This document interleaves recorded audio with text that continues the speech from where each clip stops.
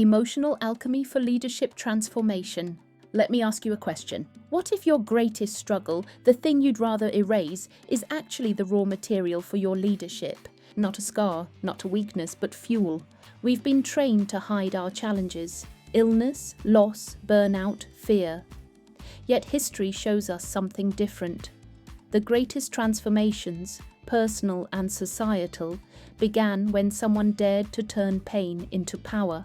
That's what alchemy is, not turning lead into literal gold, but turning struggle into strength.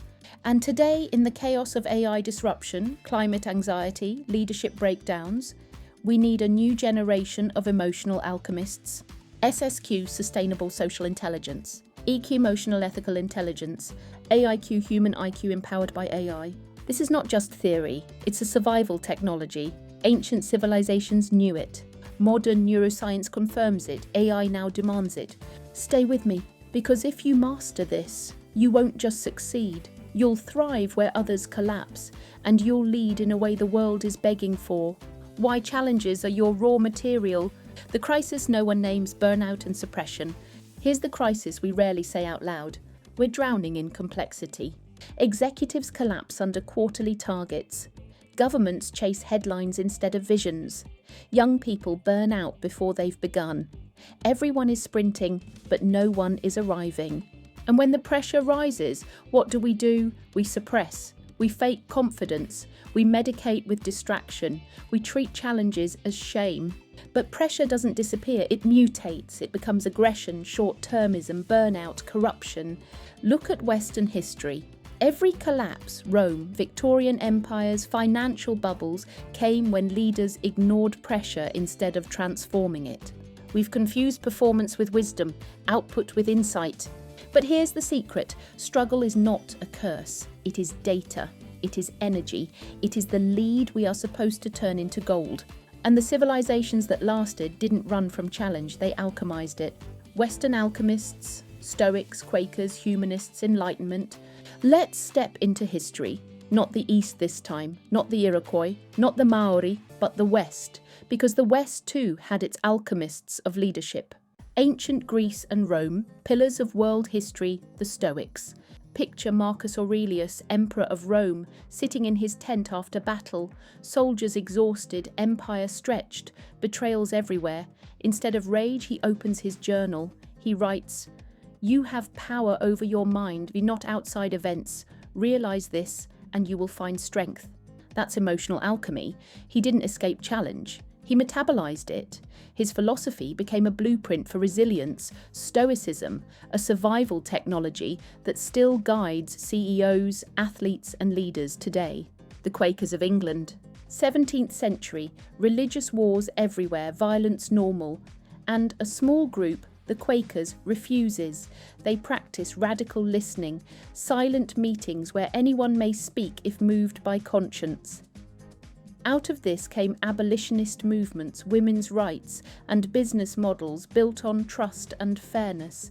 They turned persecution into empathy-driven governance. Emotional ethical intelligence before we had the phrase.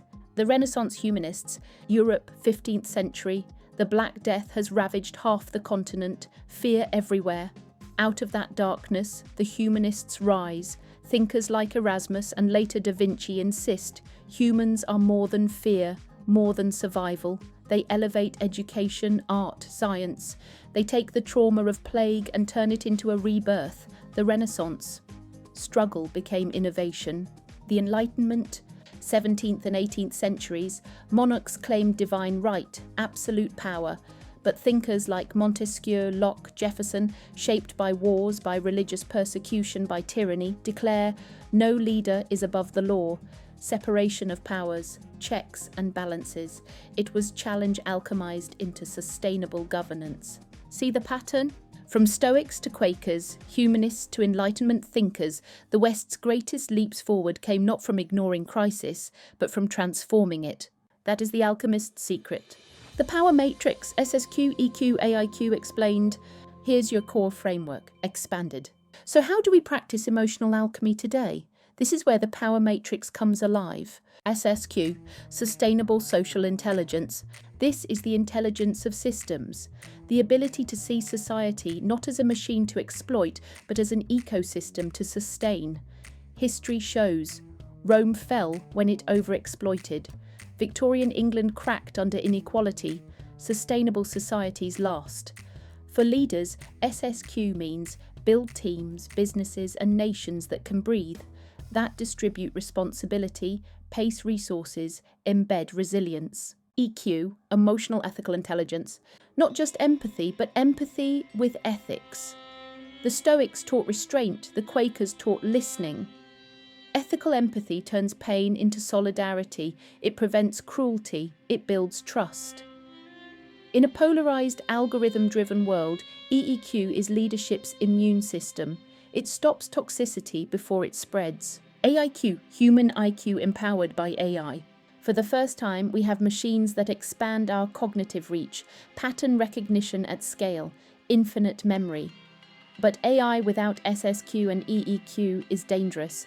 It's speed without brakes, power without ethics.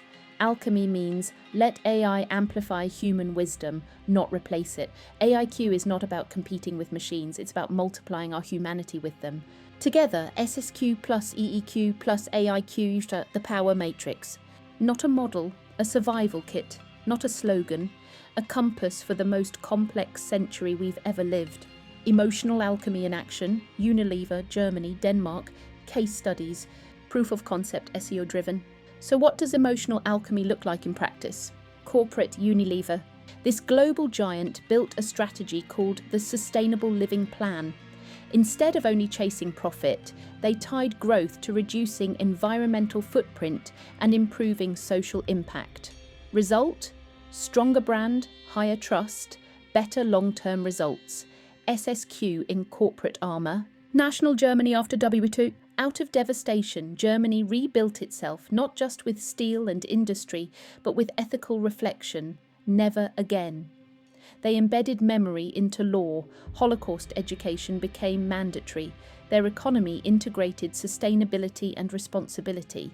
Trauma was alchemized into resilience. That's EEQ and SSQ at national scale. Local Denmark's happiness model. Small country, global influence. They prioritize social trust, community, education, work-life balance. They consistently rank as the world's happiest people. Why? Because they treat society as a sustainable ecosystem. That's alchemy. Instead of chasing GDP alone, they chase collective well-being. This is why emotional alchemy is not philosophy. It's a repeatable pattern. Struggle in transformation. Global strength out. The call to become an emotional alchemist. Call to transformation. Big finale with double CTA.